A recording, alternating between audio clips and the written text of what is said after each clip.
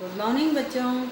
अब हम आगे बढ़ते हैं हमारे इस चैप्टर के अंतर्गत, फर्स्ट चैप्टर के अंतर्गत कल हमारे द्वारा जो अध्ययन किया गया था वो मानचित्रों से संबंधित जानकारियाँ था।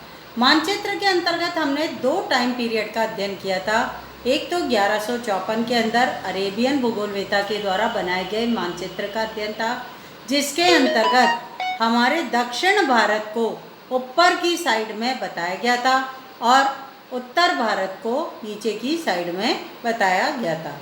और दूसरे चित्र हमने 1720 के अंतर्गत अध्ययन किया था, जिसमें हमारे फ्रांसीसी जो मानचित्रकार थे उनके द्वारा बनाया गया था, जिसमें हमारी तटीय सीमाएं हमारी जो तटीय सीमाएं थी, दक्षिण भारत का एरिया था, उसका बहुत अच्छे से विस्तार से उल्लेख किया गया था।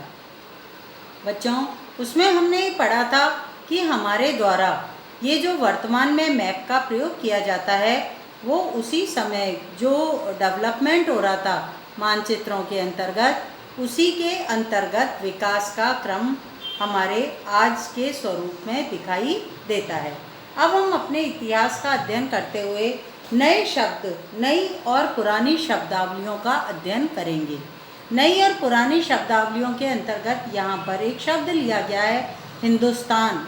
बहुत प्राचीन काल से प्रयोग होने वाला ये शब्द है हिंदुस्तान, लेकिन उस समय जब हिंदुस्तान शब्द का प्रयोग किया जाता था तो उसके अंतर्गत हमारा उत्तर भारत का इलाका ही आता था। यह दिल्ली सल्तनत के अंतर्गत जो प्रदेश शामिल होते थे वो सब आपके हिंदुस्तान के अंतर्गत सम्मिलित थे। दक्षिण भारत का एरिया कभी भी हिंदुस्तान के शब्द में सम्मिलित नहीं था प्राचीन काल के अंदर या मध्य भारत के अंतर्गत। लेकिन आज वर्तमान के अंदर हिंदुस्तान शब्द जो है वो राष्ट्रवाद का प्रतीक है। हिंदुस्तान देश के अंतर्गत, भारत देश के अंतर्गत प्रयोग होने वाला शब्द सम्मिलित है। अब हम इसको पढ़ते हैं बच्चों, जानकारी निकाल लें अपना पेज नंबर 3।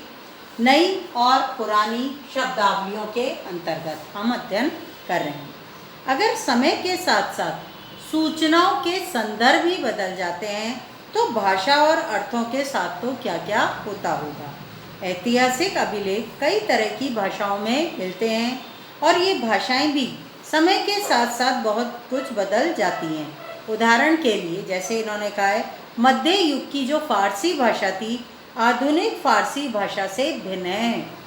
ये भिन्नता सिर्फ व्याकरण और शब्द भंडार में ही नहीं आई है, समय के साथ शब्दों के अर्थ भी बदल गए हैं। उदाहरण के लिए हिंदुस्तान शब्द को ही लीजिए। आज हम इसे आधुनिक राष्ट्र राज्य भारत के अर्थ में लेते हैं। भारत के संदर्भ में हिंदुस्तान शब्द का प्रयोग किया जाता है। 13वीं सदी में जब फारसी के इतिहासकार मिन्हास-ए-शिराज ने हिंदुस्तान शब्द का प्रयोग किया था, ये बच्चों लाइन नोट कर लेना और कॉपी में भी लिख लेना। 13वीं सदी में फारसी के इतिहासकार मिन्हास-ए-शिराज के द्वारा हिंदुस्तान शब्द का जो प्रयोग किया गया था उसका आश्रय पंजाब, हरियाणा, गंगा यमुना के बीच के स्थित इलाकों से होता था। उसने इस शब्द का राजनीतिक अर्थ में उन इलाकों के लिए इस्तेमाल किया था जो दिल्ली के सुल्तान के अधिकार क्षेत्र में आते थे। सल्तनत के प्रसार के साथ साथ जैसे जैसे दिल्ली सल्तनत बढ़ती गई वैसे वैसे सल्तनत के प्रसार के साथ साथ इस शब्द के अंतर्गत आने वाले क्षेत्र भी बढ़ते गए। लेकिन हिंदुस्तान शब्द में दक्षिण भारत का समावेश कभी भी नहीं हुआ। इसके विपरीत 16वीं सदी के आरंभ में बाबर ने हिंदुस्तान शब्द का प्रयोग इस महाद्वीप के भूगोल, पशु पक्षियों और यहाँ के निवासियों की संस्कृति का वर्णन करने के लिए किया था। ये लाइन भी एरो बना के नोट कर लेना बेटा, इनका नाम भी बाबर का भी। बाबर ने हिंदुस्तान शब्द का प्रयोग किसके लिए किया था? बाबर ने हिंदुस्तान शब्द का प्रयोग भारत उपमहाद्वीप के भूगोल से मतलब भौगोलिक सीमाएं, पशु पक्षियों और यहाँ के निवासियों की संस्कृति का वर्णन करने के लिए किया था। ये तो हमारे हिंदुस्तान शब्द का हो गया प्रयोग। यह प्रयोग 14वीं सदी के कवि अमीर खुसरो के द्वारा प्रयुक्त शब्द हिंद का ही कुछ समान था, मगर यहाँ भारत को एक भौगोलिक और सांस्कृतिक सत्व के रूप में पहचाना जा रहा था। वहाँ हिंदुस्तान शब्द में राजनैतिक और राष्ट्रीय अर्थ नहीं जुड़े थे, जो आज हम जोड़ लेते हैं। अब इसके बाद वाले पैराग्राफ के अंदर बच्चों एक शब्द आता है विदेशी। विदेशी हम कैसे बोलते हैं? फॉरेनर्स को, जो हमारे देश का निवासी नहीं है, जो हमारे देश की संस्कृति, भाषा, खान पान, पहनावा ये सब नहीं जानता है या नहीं यूज़ करता है, उसे हम विदेशी मानते हैं। किसी भी शब्द का प्रयोग करने में इतिहासकारों को बहुत सावधान रहना चाहिए, क्योंकि अतीत में उन शब्दों का कुछ अलग ही अर्थ था।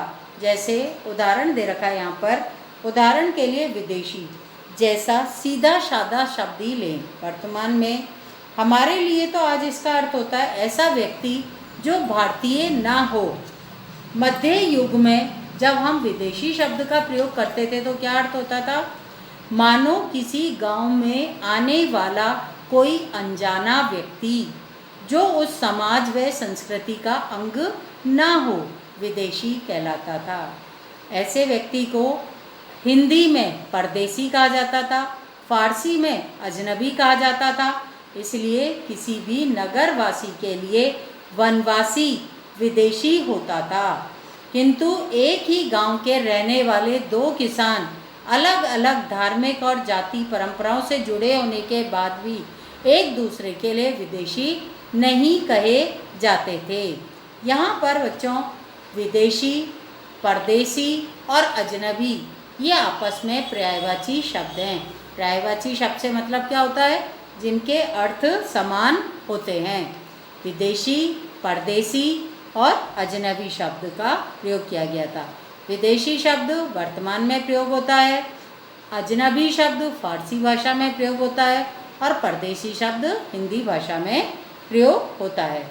अब हम दूसरी नेक्स्ट टॉपिक पर चलते हैं, इतिहासकार और उनके स्रोत। ये आपके पेज नंबर 4 पर दिया हुआ है। इतिहासकार किस युग का अध्ययन करते हैं और उनकी खोज की प्रकृति क्या है, इसे देखते हुए वे अलग अलग तरह के स्रोतों का सहारा लेते हैं। जैसे उदाहरण के लिए कह रहे हैं, ये पिछले साल आपने गुप्त वंश के शासकों और हर्षवर्धन के बारे में पढ़ा था। इस पुस्तक में हम मोटे तौर पर 700 से 1750 ईस्वी तक का लगभग 1000 वर्षों के बारे में पढ़ेंगे।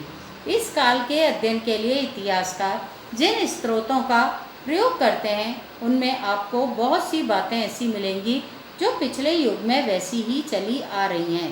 इतिहासकार इस काल के बारे में सूचना इकट्ठा करने के लिए अभी भी सिक्कों, अभिलेखों, शिलालेखों, स्थापत्य कला जिसे भवन निर्माण कला कहते हैं और लिखित सामग्री पर निर्भर रहते हैं। ये लाइन नोट कर लेना बच्चों। 700 ईस्वी से लेकर 1750 ईस्वी तक के इतिहास की जानकारी लेने के लिए हमारे जो इतिहासकार हैं उनके द्वारा मुख्य रूप से जो अध्ययन किया जा रहा है उनका आधार एक तो सिक्के हैं, शिलालेख हैं, स्थापत्य कला है। स्थापत्य कला के अंदर भवन निर्माण कला आती है और लिखित सामग्री पर निर्भर है। पर कुछ बातें पहले से काफ़ी भिन्न भी है। इस युग में प्रमाणित लिखित सामग्री की संख्या और विविधता आश्चर्यजनक रूप से बढ़ गई थी। मतलब ये जो लिखित सामग्री थी ना बच्चों, इसके अंदर हमें बड़ी आश्चर्यजनक बातें दिखाई देती हैं। इस टाइम पीरियड में क्या दिखाई देती है वो अभी हम आगे उदाहरण में पढ़ेंगे और आपको बड़ा अच्छा सा उदाहरण इन्होंने दिया है, उससे आपको अच्छे से समझ आएगा। इस युग में प्रमाणित लिखित सामग्री की संख्या और विविधता आश्चर्यजनक रूप से बढ़ गई। इसके आगे इतिहासकार सूचनाओं के दूसरे प्रकार के स्रोतों का इस्तेमाल धीरे धीरे कम करने लगे थे। इस समय के दौरान कागज क्रमशः सस्ता होता गया और बड़े पैमाने पर उपलब्ध भी होने लगा था। लोग धर्म ग्रंथों को, शासकों के वृत्तांतों को, संतों के लेखन को, उपदेशों को, अर्जियों को, अदालतों के दस्तावेजों को और हिसाब तथा करों के खाते आदि लिखने में इसका उपयोग करने लग गए थे। मतलब कागज का अधिक धीरे धीरे प्रयोग बढ़ने लग गया था। इन पांडुलिपियों को पुस्तकालयों और अभिलेखागारों में रखा गया। अभिलेखागार किसे कहते हैं, ये आपके साइड में दिया हुआ है, अभी हम इसको बाद में पढ़ेंगे। इन पांडुलिपियों और दस्तावेजों से इतिहासकारों को बहुत सारी विस्तृत जानकारी मिलती है, मगर साथ ही इनका उपयोग कठिन है। बच्चों फिर से पेज नंबर 4 पे चले जाओ, वहाँ एक बॉक्स बना हुआ है जो कागज के संदर्भ में आपको महत्वपूर्ण जानकारी देगा 13वीं और 14वीं शताब्दी के बीच में। मतलब 100 वर्षों में ही कितना चेंज दिखाई देता है। इन दो प्रसंगों की तुलना करो जिसमें कागज का मूल्य आप समझ सकते हैं। पहला उदाहरण जो दे रखा है 13वीं सदी का दे रखा है। 13वीं सदी के मध्य में एक विद्वान को एक पुस्तक की प्रतिलिपि की जरूरत पड़ गई। उसके पास उतना कागज नहीं था, इसलिए उसने एक ऐसी पांडुलिपि को धो डाला जिसकी उसे जरूरत नहीं थी और उसके कागज को सुखाकर उसने इस्तेमाल कर लिया। और दूसरा उदाहरण 14वीं शताब्दी का है, मतलब 100 वर्षों के बाद की स्थिति क्या हुई। इस एक सदी के बाद ही आम बाजार में आप बाजार से कोई खाद्य सामग्री को खरीदते हैं तो हो सकता है कि आपकी किस्मत अच्छी होती और दुकानदार वह वस्तु कागज में लपेट कर देता। मतलब कागज इतना सस्ता हो गया कि अब दुकानदार के द्वारा किसी भी वस्तु को रैप किया जा रहा है कागज में या कागज की पॉली बैग में, इस तरह से वस्तु पकड़ाई जा रही है। तो कागज कब अधिक महंगा था, 13वीं शताब्दी में या 14वीं में? 13वीं शताब्दी में अधिक महंगा था। और कब आसानी से उपलब्ध हो गया? 14वीं शताब्दी के अंदर आसानी से उपलब्ध हो गया। बच्चों आज के लिए हम इतना ही पढ़ेंगे, कल नेक्स्ट इसके आगे हम पेज नंबर 5 से स्टार्ट करेंगे। थैंक यू बच्चों।